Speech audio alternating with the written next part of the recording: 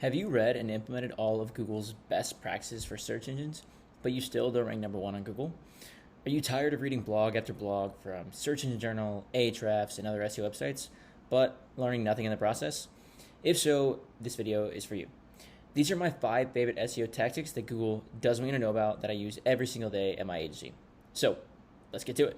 Number 1, buying backlinks. We're going to start off simple here. You should buy backlinks even though it directly violates Google spam guidelines, okay? This screenshot is directly from their best practices. It lists all of their link spam kind of violations, okay? So, buying or selling links for ranking purposes. This includes exchanging money for links, posts to contain links, exchanging goods or services for links, sending someone a product in exchange for them writing about it and including a link. I've done all of these 3, okay? I do them regularly for clients, and in 5 years of buying backlinks, I've never been penalized because of our team's thorough QA process, which is actually 15 steps long.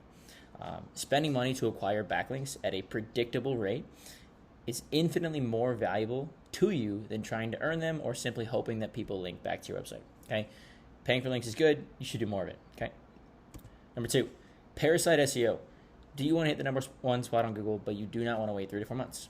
Easy. Parasite SEO is your new best friend, okay? You just simply pay a high authority website to post your content and rank at the top of page 1 pretty much the very next day. Maybe a couple days depending on indexing, but typically next day. You can leverage the other site's authority to hijack rankings and skip all of the legwork of traditional SEO, okay? Is it more expensive than traditional backlink building? Yes. Is it more efficient? Also, yes. This works for pretty much every single niche from e-com to SaaS to B2B local. Parasite domains will only work for a few days and weeks. Some of them have been like totally crushed. So you're going to want to need to find a few different sites if you want to build a sustainable Parasite SEO strategy, okay? As of late, this is also working on Reddit, so there are technically free, near $0 Parasite SEO options as long as you can rank a Reddit thread. Number 3, competitor hijacking. With Parasite SEO, you simply hijack the authority of another domain to the top spot. With competitor hijacking, you hijack the branded search volume of another competitor with competitor alternative articles and competitor versus articles. I've talked a lot about these kinds of articles already. They also help you get cited in AI engines, but also like they can capture potential customers from other brands and bring them into your funnel.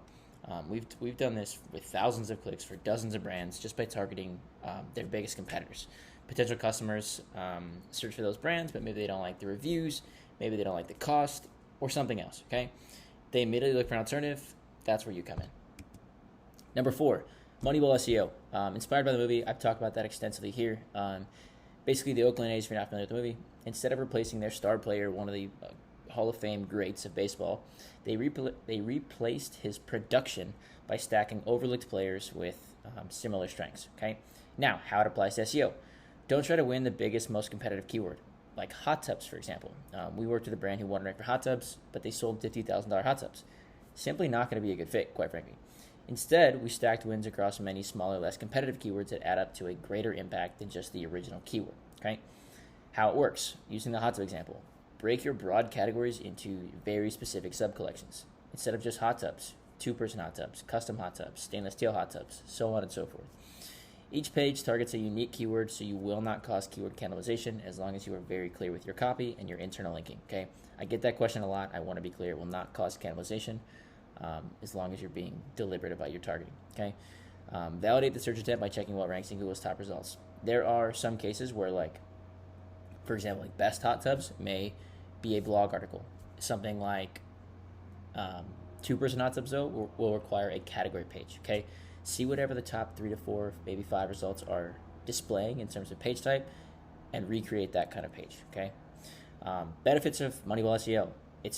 You get faster results, okay? It would have taken us years to rank for hot tubs. It took us a few months to rank for all these sub keywords, okay? Higher conversion rates. In my experience, longer tail searches mean buyers are more qualified, okay?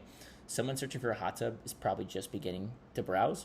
Someone searching for a custom 2-person hot tub, credit card is in hand, they're ready to buy it, okay? Also a bigger reach. Instead of just the one keyword of hot tubs, now we have 15, 20, 25 other pages and keywords to target. Effectively, you get to grow your TAM by doing that, okay? Not a lot of SEOs do this, and it is one of the biggest, I would say, points of leverage we have as our agency, okay? And last step, number 5, be aggressive with your internal links, okay? Google has a full page dedicated to anchor text on their best practices section. I don't think it's very helpful. I actually just read it before I recorded this video. I don't like it, okay? If you want to rank higher, you should use more of the following anchor types. First, exact match anchors. Bad for backlinks, a cheat code for internal links, quite frankly. We do a lot of exact match or near match anchors when we build internal links, especially when we're building them to product pages or category pages, okay? Number 2 is GSC query anchors. Take the top 10 queries that a page ranks for, update your anchor text to match those queries, okay? This is a screenshot from a search console I have. If I were linking to this target page, which is a blog, I would make sure my top 10 anchors match these queries, okay? So the article number 1 that links to this page, the anchor would be Great Lake Surfing. Article number 2, that anchor would be lake surfing. Article number 3, can you surf the Great Lakes? Article number 4, surfing Lake Michigan, so on and so forth, okay? Search Console is telling you, like, it's pretty much leading you in the direction it wants you to go. By taking these queries and turning them into anchor text towards this target page, you will get there a hell of a lot faster, and Search Console is effectively giving you the playbook to make it happen, okay? So those are my 5 SEO tactics that Google doesn't want you to know about. See you guys in the next video.